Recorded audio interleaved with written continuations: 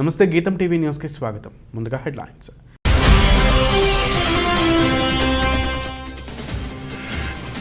Britain మాజీ ప్రధానమంత్రి Tony బ్లెయిర్ను knighthood హోదాతో సత్కరించిన Britain రాణి Elizabeth. Britain ప్రధాని బోరిస్ జాన్సన్ సలహాతో సంబంధం లేకుండానే రాణి ఈ నిర్ణయం తీసుకోవడం విశేషం.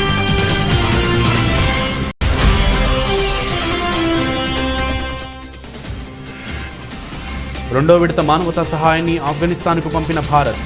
కోవిడ్-19కి సంబంధించిన 5 లక్షల కోవాక్సిన్ డోసులు పంపించిన భారత్ బయోటెక్.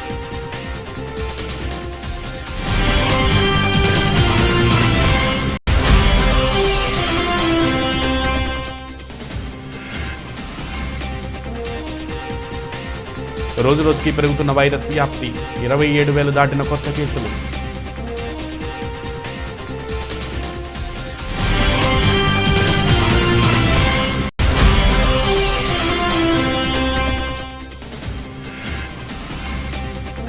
రెండవ విజయవాడ పుస్తక మహోత్సవాన్ని శనివారం రాజ్భవన్ దర్బార్ హాల్ నుండి వెబినార్ విధానంలో ప్రారంభించిన ఆంధ్రప్రదేశ్ గవర్నర్ బిశ్వభూషణ్ హరిచందన్.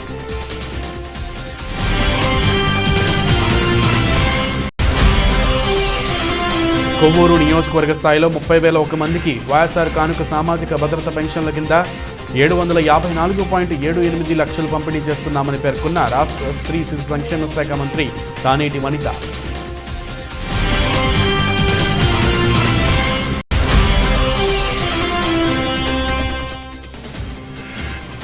మెగా మేనల్లుడు సుప్రీం హీరో సాయిధరం తేజ్ను పరామర్శించిన కేంద్ర హోంశాఖ సహాయ మంత్రి.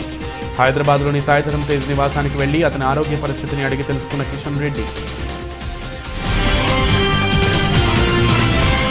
బ్రిటన్ మాజీ ప్రధానమంత్రి టోనీ బ్లెయిర్ను బ్రిటన్ రాణి ఎలిజబెత్ నైట్హుడ్ హోదాతో సత్కరించారు. ఇకపై బ్లెయిర్ ఆర్డర్ ఆఫ్ గార్డర్స్ సభ్యునిగా కొనసాగుతారు. అవిశ్రాంతిగా ప్రజాసేవ చేసిన వారిని బ్రిటిష్ ప్రభుత్వం 1348వ సంవత్సరం నుంచి ఇలా నైట్హుడ్ హోదాతో గౌరవిస్తోంది. బ్రిటన్ ప్రధాని బోరిస్ జాన్సన్ సలహాతో సంబంధం లేకుండానే రాణి ఈ నిర్ణయం తీసుకోవడం విశేషం. ఇకపై టోనీ బ్లెయిర్ను సర్ టోనీ అని గౌరవంగా సంబోధిస్తారు. 68 ఏళ్ల టోనీ బ్లెయిర్ 1997 నుంచి 10 ఏళ్ల పాటు బ్రిటన్కు ప్రధానిగా సేవలందించారు. బ్రిటన్ మాజీ మంత్రి నల్ల జాతీయురాలు బరోనెస్ వరేలీ అమోస్ 67కు సైతం నైట్హుడ్ హోదా దక్కింది. గృహహింస, లైంగిక వేధింపులపై అంతర్జాతీయ స్థాయిలో అవగాహన కార్యక్రమాలతో సమస్యల పరిష్కారానికి కృషి చేస్తున్న తన కోడలు కమిల్లాను రాయల్ క్యాంపెయినర్గా నియమిస్తూ ఎలిజబెత్ రాణి నిర్ణయం తీసుకున్నారు. గత ఏడాది ఆగస్టులో తాలిబాన్లు స్వాధీనం చేసుకున్న తర్వాత భారతదేశం రెండో విడత మానవతా సహాయాన్ని ఆఫ్ఘనిస్తాన్కు పంపింది. ఈ విడతలో భారత్ బయోటెక్ కోవిడ్-19కి సంబంధించినటువంటి 5 లక్షల కోవాక్సిన్ డోసులు పంపించింది. అంతేకాదు ఇరాన్కి చెందిన మహాన్ ఎయిర్ విమానం ద్వారా మానవతా సాయం కాబూల్కి చేరుకుంది. ఈ మేరకు కోవిడ్-19 వ్యాక్సిన్లను కాబూల్లోని ఇందిరాగాంధీ ఆసుపత్రికి అందజేసినట్లు ఆఫ్ఘన్ విదేశాంగ మంత్రిత్వ శాఖ ఎంఈఏ ప్రతినిధి అరిందమ్ బాగ్చి ట్విట్టర్లో తెలిపారు. అంతేకాదు భారత్లోని ఆఫ్ఘనిస్తాన్ రాయబారి ఫరీద్ మహ్మద్ జాయ్ ట్విట్టర్లో రాబోయే వారాల్లో మరో విడత 5 లక్షల డోసులు సరఫరా చేయబడతాయని, 2022 మొదటి రోజున ఆఫ్ఘన్ ప్రజలకు ప్రాణాలను కాపాడే బహుమతిని అందించినందుకు భారతదేశానికి ధన్యవాదాలు అని పేర్కొన్నారు. భారత్, పాకిస్తాన్లు తమ దేశాల్లో అణు విద్యుత్ కేంద్రాలు, అణు ఇంధన శుద్ధికి సంబంధించినటువంటి ఇతర సదుపాయాల సమాచారాన్ని వరుసగా 31వ సంవత్సరం ఇచ్చిపుచ్చుకున్నాయి. ఒకరి అణు సదుపాయాలపై మరొకరు దాడి చేయకుండా నివారించే లక్ష్యంతో కుదిరిన ద్వైపాక్షిక ఒప్పందం ప్రకారం శనివారం 2 దేశాలు దౌత్య మార్గాల ద్వారా న్యూఢిల్లీ, ఇస్లామాబాద్లలో ఈ సమాచార మార్పిడి చోటు చేసుకున్నట్లు భారత విదేశాంగ శాఖ తెలిపింది. జనవరి 1న తమ అణు కేంద్రాలు, ఇతర సదుపాయాల సమాచారం ఇచ్చిపుచ్చుకోవాలంటూ 2 దేశాలు 1991లో ఒప్పందం చేసుకున్నాయి. సీమాంతర ఉగ్రవాదం, అలాగే కశ్మీర్ అంశంపై 2 దేశాల మధ్య తీవ్ర ఉద్రిక్తతలు కొనసాగుతున్న సమయంలోనూ ఈ ఒప్పందం అమలు యథావిధిగా కొనసాగడం గమనార్హం. కరోనా వైరస్ ప్రపంచవ్యాప్తంగా ప్రమాద గంటికలు మోగిస్తోంది. భారత్లోనూ ఈ మహమ్మారి వేగంగా వ్యాపిస్తోంది. రోజువారీ కేసులు ఒక్కసారిగా పెరుగుతున్నాయి. మరోవైపు కోవిడ్ కొత్త వేరియంట్ ఒమిక్రాన్ కేసులు ఆందోళన కలిగిస్తున్నాయి. తాజాగా 94 ఒమిక్రాన్ కేసులు నమోదయ్యాయి. దీంతో ఇప్పటివరకు భారత్లో మొత్తం ఒమిక్రాన్ బాధితుల సంఖ్య 1525కి చేరింది. 560 మంది ఒమిక్రాన్ నుంచి కోలుకున్నారు. మహారాష్ట్రలో అత్యధికంగా 460, ఢిల్లీలో 351 మంది ఒమిక్రాన్ బారిన పడ్డారు. దేశంలో 23 రాష్ట్రాలకు, కేంద్రపాలిత ప్రాంతాలకు ఒమిక్రాన్ వ్యాపించింది. భారత్లో గడిచిన 24 గంటల్లో 27,553 కరోనా కేసులు నమోదయ్యాయి. కొత్త ఏడాదిలో భారత్ మరింత రెట్టించిన ఉత్సాహంతో అభివృద్ధి పదంలో దూసుకుపోవాలని ప్రధాని నరేంద్ర మోదీ ఆకాంక్షించారు. కోవిడ్ విసిరి సవాళ్లు దేశాభివృద్ధికి విఘాతం కలిగించడాన్ని భారత్ ఏమాత్రం అనుమతించబోదని ప్రధాని వ్యాఖ్యానించారు. జాతి ప్రయోజనాలే పరమావధిగా పూర్తి అప్రమత్తతతో ముందుకు జాగ్రత్తలతో కోవిడ్పై పోరును భారత్ కొనసాగిస్తుందని మోదీ ప్రకటించారు. శనివారం ప్రధానమంత్రి కిసాన్ సమ్మాన్ నిధి పీఎం కిసాన్ పథకం 10వ విడత నిధుల విడుదల సందర్భంగా ప్రధాని మోదీ ప్రసంగించారు. उपस्थित सभी आदरणीय महानुभाव, सबसे पहले तो मैं माता वैष्णो देवी परिसर में हुए दुखद हादसे पर शोक व्यक्त करता हूं।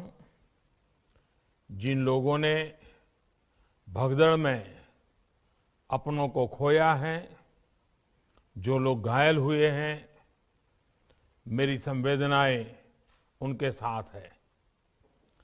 केंद्र सरकार, जम्मू कश्मीर प्रशासन उसके लगातार संपर्क में है। मेरी लेफ्टिनेंट गवर्नर मनोज सिन्हा जी से भी बात हुई है। राहत के काम का, घायल के उपचारों का पूरा ध्यान रखा जा रहा है। भाइयों बहनों, इस कार्यक्रम में हमारे साथ जुड़े केंद्रीय मंत्रिमंडल के मेरे सहयोगीगण, अलग अलग राज्यों के सभी आदरणीय मुख्यमंत्रीगण, राज्यों के कृषि मंत्री, अन्य महानुभाव और देश के कोने कोने से जुड़े मेरे करोड़ों किसान भाइयों और बहनों, भारत में रह रहे, भारत से बाहर रह रहे प्रत्येक भारतीय, भारत के प्रत्येक शुभचिंतक और विश्व समुदाय को वर्ष 2022 की हार्दिक शुभकामनाएं। साल की शुरुआत देश के करोड़ों अन्नदाताओं के साथ हो। साल के प्रारंभ में ही मुझे देश के कोने कोने में हमारे किसानों के दर्शन करने का सौभाग्य मिले, ये अपने आप में मेरे लिए बहुत बड़ी प्रेरणा की पल है। आज देश के करोड़ों किसान परिवारों को, विशेषकर छोटे किसानों को प्रधानमंत्री किसान सम्मान निधि की 10वीं किस्त मिली है। किसानों के बैंक खातों में 20,000 करोड़ रुपए ट्रांसफर किए गए हैं। आज हमारे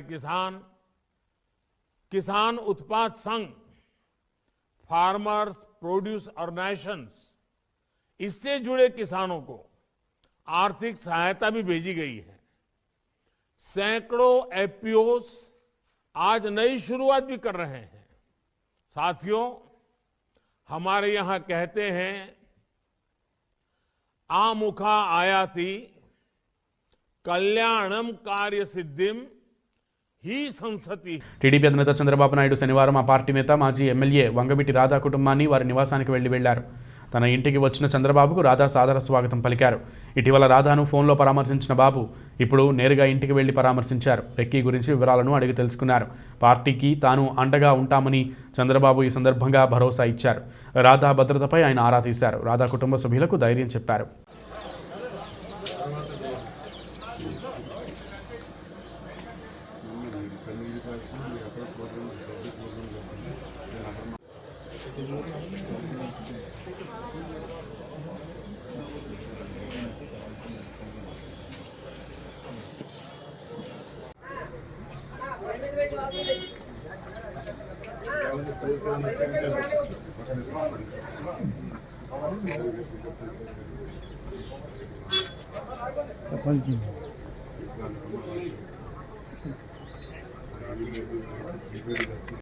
ఆక్షేపిస్తున్న ఇమ్మీడియట్గా పోలీసు వ్యవస్థ స్పందించాల్సిన బాధ్యత ఉంది. స్పందిస్తారు. సార్ ఫిర్యాదు చేయలేదు ఇంతవరకు పోలీసులు, అయినా కూడా మేము ఎవరికి చేయాలి ఫిర్యాదు? మీకు బాధ్యత లేదా? అడిగారా వచ్చి? ఆయన పేపర్ ముఖ్యంగా చెప్పాడు, నేను లెటర్ రాశాను, ఇంకేం ఫిర్యాదు కావాలి? నేనే లెటర్ రాశాను. ఒక అపోజిషన్ లీడర్గా నేనే ఒక లెటర్ రాసిన తర్వాత ఆ లెటర్ బేస్ పైన మీరు ఇన్వెస్టిగేషన్ చేసిన వ్యక్తికి ఎందుకు చేయలేదు చెప్పండి మీరు? అందుకని కాలక్షేపం చేయడం, టైం వేస్ట్ చేయడం, కాబట్టి ఏదో కావాలని మళ్ళా బ్లేమ్ గేమ్ తీసుకురావడం ఇలాంటివి. వెనక్కి పంపారు అన్నాడు.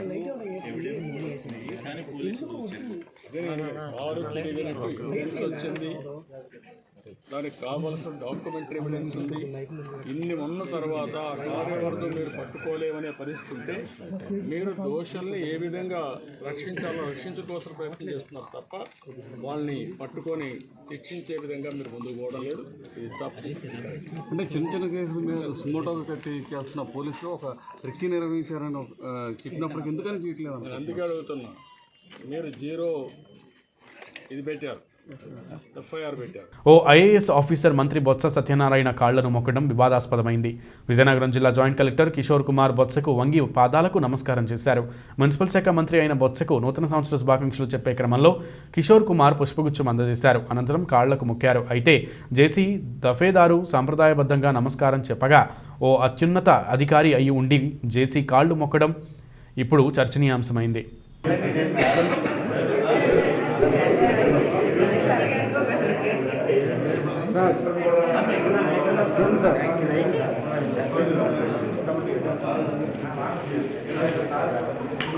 విజయవాడ వంటంలో మంత్రి వెల్లంపల్లి ఇంటి వద్ద టీడీపీ కార్పొరేటర్ చంటి రోడ్డుపై కూర్చుని నిరసన తెలియజేశారు. మంత్రి వెల్లంపల్లి మేయర్ రాయన భాగ్యలక్ష్మి తన డివిజన్ 52లో పర్యటిస్తూ తనకు సమాచారం ఇవ్వలేదని ఆరోపణ చేశారు. పెన్షన్స్ ఇచ్చేందుకు డివిజన్లో పర్యటించిన మంత్రి వెల్లంపల్లి తనకు సమాచారం ఇవ్వలేదని మంత్రిని నిలదీశారు. 52వ డివిజన్ కార్పొరేటర్ చంటి మంత్రి ఇంటి ముందు కూర్చుని నిరసన తెలియజేశారు. టీడీపీ కార్పొరేటర్ చంటి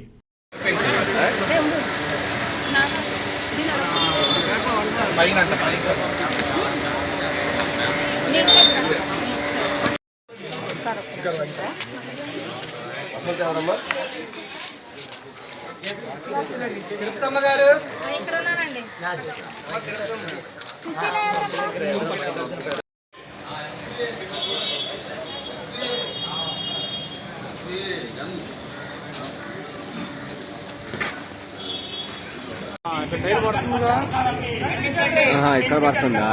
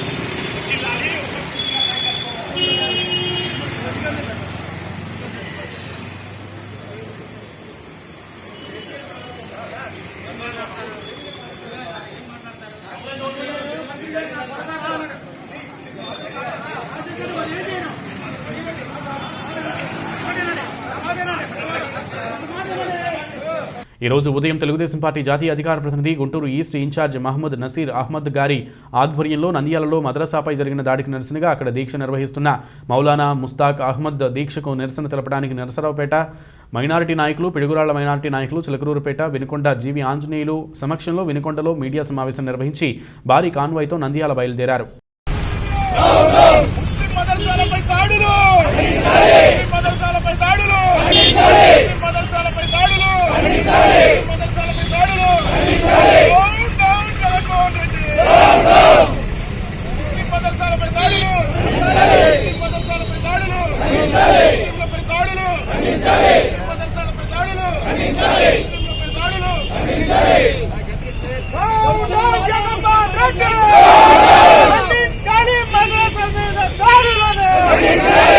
మహారాష్ట్రలోని గడ్చిరోలి జిల్లా అయిరి తాలూకాలోని మోసంబీటు పరిధిలో వేటగాళ్లు అమర్చిన విద్యుత్ తీగలకు పులి చిక్కి హతమైన సంఘటన ఆలస్యంగా వెలుగులోకి వచ్చింది. మహారాష్ట్ర మోసం గ్రామానికి చెందిన 5 కరీంనగర్ కొమరంభీం జిల్లా మండలం దిగిడ గ్రామానికి చెందిన 4 ఈ ఘటనలో నిందితులు. పులిని హతమార్చిన విషయమై శనివారం రాత్రి మండల కేంద్రంలోని అటవీశాఖ భవనంలో డిఎఫ్ఓ శాంతారాం విలేకరుల సమావేశంలో వివరాలను వెల్లడించారు. ఆయన మాట్లాడుతూ గత ఏడాది డిసెంబర్ 25న అటవీ జంతువుల వేట కోసం అమర్చిన విద్యుత్ తీగలకు తగిలి పెద్ద పులి మృతి చెందిందని, పులికి చెందిన తల, కాళ్ళు, మీసాలు తీసుకుని మిగిలిన భాగాలను మోసంబీటు పరిధిలో పాతిపెట్టారు. డిసెంబర్ 30న అటవీశాఖ సిబ్బంది గస్తీ నిర్వహిస్తుండగా దుర్వాసన రావడంతో పరిశీలించారు. దీంతో పులి మొండెం బయటపడింది. మోసం గ్రామానికి చెందిన రఘు, లక్ష్మణ్, రాకేష్లను మహారాష్ట్ర అటవీశాఖ సిబ్బంది అదుపులోకి తీసుకుని విచారణ చేపట్టారు. వీరి నుంచి 8 పులి మీసాలను స్వాధీనం చేసుకున్నారు. ఓకే సార్, చెప్పండి.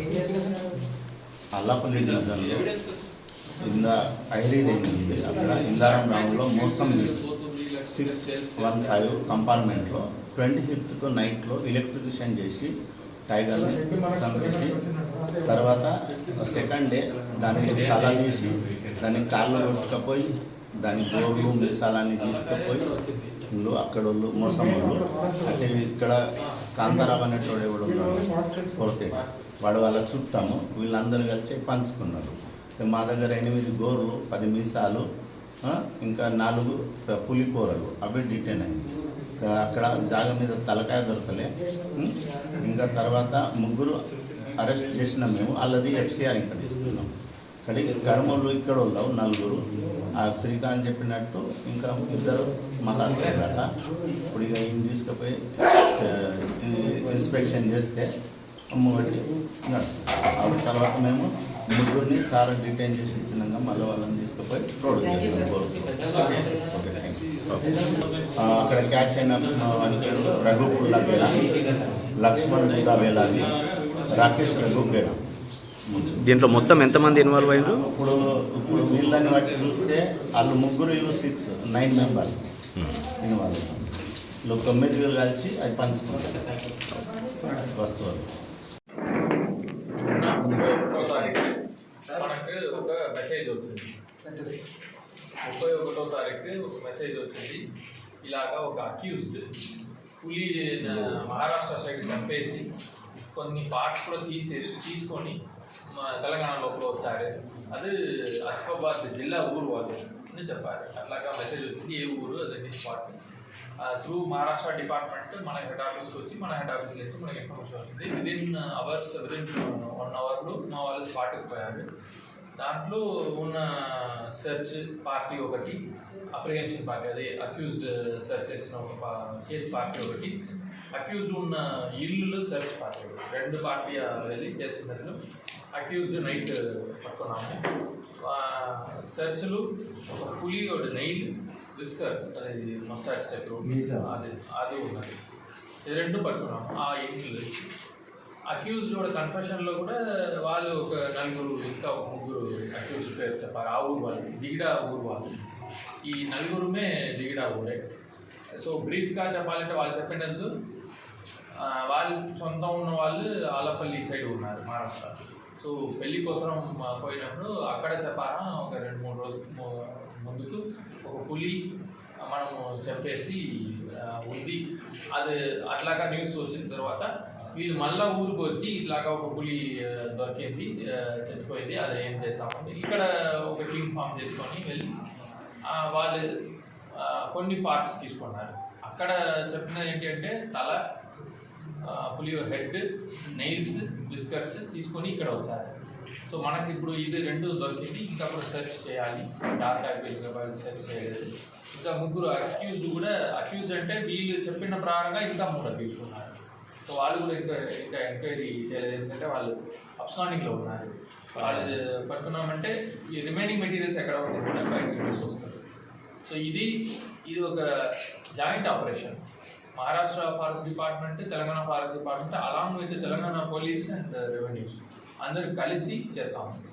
సో ఎందుకంటే ఇది బార్డర్ ఏరియాలో జరిగింది, ఇంటర్ స్టేట్ కేసు కాబట్టి అన్ని డిపార్ట్మెంట్ కలిసి విత్ మీడియా కూడా ఫస్టే చెప్పాము. సో ఇట్లాగా ఉన్న బార్డర్ ఏరియాస్లో పులి ఆర్ నాట్ ఓన్లీ టైగర్స్, అన్ని జంతువులు బార్డర్, అది దానికి బార్డర్ కలవదు, యూజువల్ బౌండరీస్లో పోతుంది. అదే రకాలు మా వాళ్ళు కూడా చేసి చంపేసి వస్తారు. దీంట్లో ఒక ప్రీవియస్లీ డిఫికల్టీ.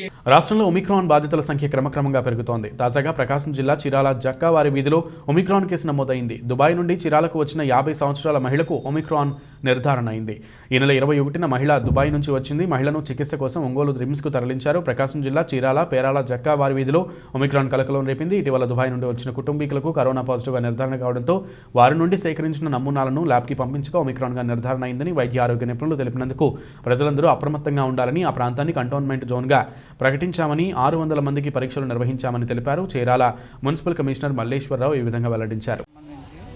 దుబాయ్ నుంచి రిటర్న్స్ అయినటువంటి ఒక ఫ్యామిలీ 4వ వార్డు జక్కావారి వీధిలో ఉండేటువంటి ఒక ఫ్యామిలీకి సంబంధించి 25వ తారీఖు ఇక్కడికి రాగా వారికి నిర్వహించినటువంటి టెస్టుల్లో కోవిడ్ పాజిటివ్ అని చెప్పేసి నిర్ధారణ అయినట్టుగా 4 ఫ్యామిలీ మెంబర్స్లో ఎం లలిత అనే ఆవిడకి ఈ ఒక కోవిడ్ పాజిటివ్గా నిర్ధారణ అయినట్లుగా మనకి ఆరోగ్య వైద్య శాఖ అధికారులు తెలియజేయడం జరిగింది. అందు మీద కలెక్టర్ గారు జారీ చేసిన ఆదేశాల ప్రకారం ఏరియా అంతా 4వ వార్డు జక్కవారి వీధి ఎందు కంటైన్మెంట్ జోన్గా ప్రకటించి చర్యలు తీసుకోవడం జరిగింది, ఏర్పాటు చేయడం జరిగింది. తదుపరి కోవిడ్-19 నివారణోపాయన ముందు జాగ్రత్త చర్యల్లో భాగంగా అక్కడ మున్సిపాలిటీ తరఫు నుంచి హైపోక్లోరైడ్ వగైరా స్ప్రేయింగ్ చేయించడం రెగ్యులర్గా అక్కడ వారందరికీ చుట్టుపక్కల కుటుంబాలన్నింటికి కూడా అవేర్నెస్ ఇవ్వడం జరిగింది. తదుపరి అక్కడ ఉన్నటువంటి వారికి ఫ్యామిలీకి సంబంధించి ప్రైమరీ కాంటాక్ట్స్ అదేవిధంగా సెకండరీ కాంటాక్ట్స్ని కూడా మన ఆరోగ్య శాఖకు సంబంధించిన హెల్త్ సెక్రటరీలు, మెడికల్ ఆఫీసర్లు, ఆశా వర్కర్లు, మున్సిపాలిటీ సిబ్బంది అవన్నీ డోర్ టు డోర్ ఇన్స్పెక్షన్ చేసి వాళ్ళందరికీ కూడా టెస్టులు చేయడం జరిగింది. 30 మంది వరకు వారందరికీ కూడా అందరికీ కూడా నెగిటివ్లు రావడం జరిగింది మొదటి టెస్టులో. తర్వాత చుట్టుపక్కల ఫీవర్ సర్వే దాదాపు 600 ఇళ్ళు ఫీవర్ సర్వే నిర్వహించడం జరిగింది. ఎక్కడా కూడా ఫీవర్ కూడా పాజిటివ్ ఎవరికి రాలేదు. ఈరోజు ఆ కోవిడ్ పాజిటివ్ వచ్చినటువంటి వ్యక్తికి సంబంధించి ఒమిక్రాన్ నిర్ధారణ అయినట్లుగా మనకి జిల్లా వైద్య శాఖ అధికారుల నుంచి సమాచారం అందింది. కాబట్టి ఆ యొక్క ప్రాంతంలో ఈరోజు మరొకసారి ఫీవర్ సర్వే ఆరోగ్య సిబ్బంది శాఖ నిర్వహించడం జరుగుతుంది. కాబట్టి ప్రజలందరూ కూడా 51వ తారీఖుని దృష్టిలో ఉంచుకొని చుట్టుపక్కల వారు అదేవిధంగా పట్టణంలోని ప్రజలందరూ కూడా ఈ కోవిడ్ నిబంధనలకు సంబంధించి మాస్కులు ధరించడం, భౌతిక దూరం పాటించడం, శానిటైజర్ ఉపయోగించడం లాంటి ముందు జాగ్రత్త చర్యలు తీసుకుంటూ పరిసరాలు పరిశుభ్రంగా ఉంచుకోవాల్సిందిగా తెలియజేయండి. అనంతపురం సింగనమల మండలం కల్లుమడి గ్రామంలో గత 2 రోజులుగా గ్రామంలో గుర్తు తెలియని వ్యక్తులు నిన్న అర్ధరాత్రి బైకులను దొంగతనం చేస్తున్న సమయంలో గ్రామస్తులు గుర్తించి అనుమానస్తులను సింగనమల పోలీస్ స్టేషన్కు తరలించారు. పోలీసులు అనుమానాస్పదులను అదుపులోకి తీసుకుని ఎక్కడి నుంచి వచ్చారు అనే కోణంలో దర్యాప్తు చేస్తున్నారు.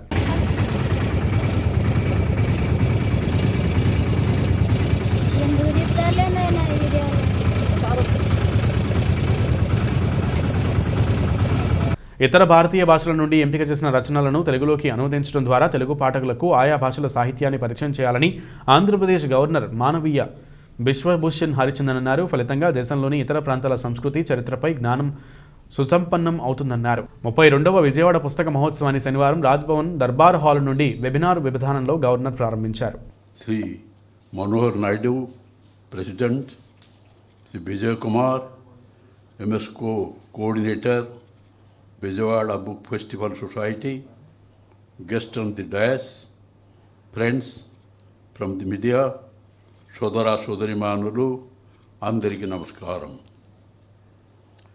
I am immensely delighted to inaugurate the 32nd Vijayawada Book Festival. Vijayawada city has given birth to illustrious Telugu writers like Janapatha Avadi, Sri Vishwanath Satyanarayan, Sri Tirupaneni Ramaswamy Chaudhary, Sri Bheturi Prabhakar Sastri, to name a few. I am happy to note that Vijayawada Book Festival is one of the biggest book festivals held in South India every year. The Vijayawada Book Festival provides a platform for book lovers and book enthusiasts to gather, browse through more than 3 lakh books in English, Telugu, Hindi languages, displayed by 200 publishers participating from within and outside the Andhra Pradesh. The Vijayawada Book Festival traces its history back to 1989, when the first book festival was held here with the initiative of the National Book Trust. This effort was continued by the Vijayawada Book Festival Society in 1990, and Book Festival has been conducted every year since then. It is apt to quote the famous Telugu adage that says, Pustakam hasta bhushanam, meaning a book is like an ornament in hand. It gives me immense pleasure to share with you all that I am also too avid book lover and writer of patriotic literature in Odia language. I am happy to learn that the Vijayawada Book Festival Society has been successfully maintaining a library for past 18 years, in addition to holding the annual book festival, which is an indication of their commitment to the cause of bringing good books and literature within the reach of the Kovvur నియోజకవర్గ స్థాయిలో 30,001 మందికి వైఎస్ఆర్ కానుక సామాజిక భద్రతా పెన్షన్ల కింద 754.78 లక్షల రూపాయలు పంపిణీ చేస్తున్నామని రాష్ట్ర స్త్రీ శిశు సంక్షేమ శాఖ మంత్రి తానేటి వనిత పేర్కొన్నారు. స్థానిక మంత్రి క్యాంప్ కార్యాలయంలో శనివారం 1 సందర్భంగా పెన్షన్ల పంపిణీ కార్యక్రమంలో పాల్గొని లబ్ధిదారులకు పెన్షన్లు అందజేశారు. ఈ సందర్భంగా మంత్రి తానేటి వనిత మాట్లాడుతూ పశ్చిమ గోదావరి జిల్లాలో వైఎస్ఆర్ సామాజిక భద్రత పెన్షన్స్ కింద 4,97,279 మందికి 126.21 కోట్ల రూపాయలు పంపిణీ చేస్తున్నామని అన్నారు. జనవరి నెలలో మరో 13,722 మందికి 3.21 కోట్ల రూపాయలు అందజేయడం జరుగుతుందని తెలిపారు. కడియం వెంకటలక్ష్మి గారు, తర్వాత కొత్తపల్లి నాగేశ్వరరావు గారు, కొత్తపల్లి నాగేశ్వరరావు గారు ఎదురుకు రండి. మీ ఆర్డర్ వేగా ఉందా? కొత్తపల్లి నాగేశ్వరరావు గారికి ఓల్డేజ్ పెన్షన్ శాంక్షన్ అయిందండి. ఎదురుకు రండి సార్. 2,500 చొప్పున శాంక్షన్. తర్వాత గాజుల నాగేశ్వరరావు గారు, కొడమంచిల మేరీ గారికి విడో పెన్షన్ శాంక్షన్ అయిందండి. 2,500 చొప్పున విడో పెన్షన్ శాంక్షన్ అయింది. మెగా మేనలుడు సుప్రీం హీరో సాయిధరం తేజ్ను కేంద్ర మంత్రి కిషన్ రెడ్డి పరామర్శించారు. హైదరాబాద్లోని సాయిధరం తేజ్ నివాసానికి వెళ్లి అతని ఆరోగ్య పరిస్థితిని అడిగి తెలుసుకున్నారు. మంత్రి కిషన్ రెడ్డి అనంతరం రోడ్డు ప్రమాదం తదితర విషయాలపై చర్చించుకున్నట్లు సమాచారం. బిజీ స్కెడ్యూళ్లలో కూడా ఇంటికి వచ్చి తనను పలకరించినందుకు కిషన్ రెడ్డికి కృతజ్ఞతలు తెలిపారు సాయిధరం తేజ్. ఈ విషయాన్ని తన ట్విట్టర్ ఖాతాలో షేర్ చేశాడు. 2 నెలల క్రితం సాయిధరం తేజ్ బైక్పై నుంచి కిందపడి తీవ్రంగా గాయపడిన సంగతి తెలిసిందే.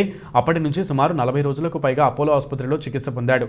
అనంతరం తన బర్త్డే రోజు డిశ్చార్జ్ అయిన సాయిధరం తేజ్ ఇంటికి వచ్చాడు.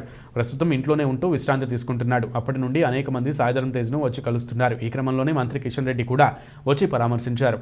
టీమిండియా యువ ఆటగాడు వెంకటేష్ అయ్యర్ వన్డేల్లో అరంగేట్రం చేయనున్నాడు. దక్షిణాఫ్రికాతో వన్డే సిరీస్కు అయ్యార్ని బీసీసీఐ ఎంపిక చేసిన సంగతి తెలిసిందే. కాగా ఇటీవల జరిగిన సయ్యద్ ముస్తాక్ అలీ ట్రోఫీ, విజయ్ హజారే ట్రోఫీలో అయ్యర్ అద్భుతంగా రాణించాడు. ఇక టీ20లో భారత్ తరపున అరంగేట్రం చేసిన అయ్యర్ 3 మ్యాచ్ల్లో 36 పరుగులతో పాటు 3 కీలక వికెట్లు పడగొట్టాడు. కాగా భారత్ వన్డే జట్లో చోటు దక్కడం పట్ల అయ్యర్ హర్షం వ్యక్తం చేస్తున్నాడు. ఈ క్రమంలో రానున్న దక్షిణాఫ్రికా పర్యటనలో మరోసారి తన ఏంటో నిరూపించుకోవడానికి అయ్యర్ సిద్ధమవుతున్నాడు. ఇక భవిష్యత్తు గురించి ఎక్కువగా ఆలోచించకూడదని, రిలాక్స్గా ఉండాలని అయ్యర్ తెలిపాడు. బులెటిన్ ముగించే ముందు ముఖ్యాంశాలు మరొకసారి.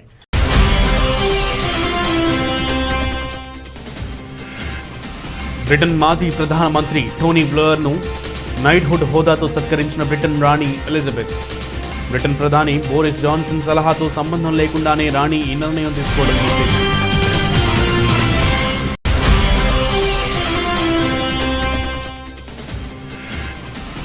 రెండో విడత మానవతా సహాయాన్ని ఆఫ్ఘనిస్తాన్కు పంపిన భారత్. కోవిడ్-19కి సంబంధించిన 5 లక్షల కోవాక్సిన్ డోసులు పంపించిన భారత్ బయోటెక్.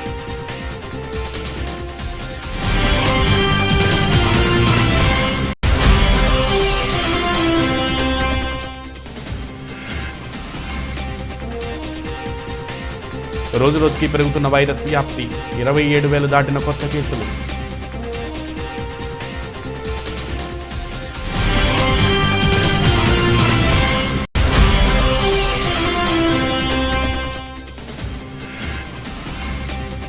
వ విజయవాడ పుస్తక మహోత్సవాన్ని శనివారం రాజ్భవన్ దర్బార్ హాల్ నుండి వెబినార్ విధానంలో ప్రారంభించిన ఆంధ్రప్రదేశ్ గవర్నర్ బిశ్వభూషణ్ హరిచందన్.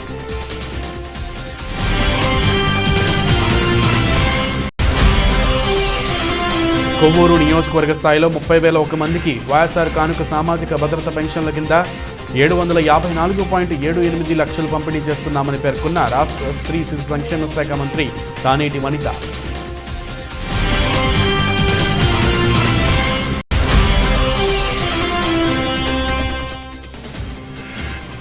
మెగా మేనల్లుడు సుప్రీం హీరో సాయిధరం తేజ్ను పరామర్శించిన కేంద్ర హోంశాఖ సహాయ మంత్రి.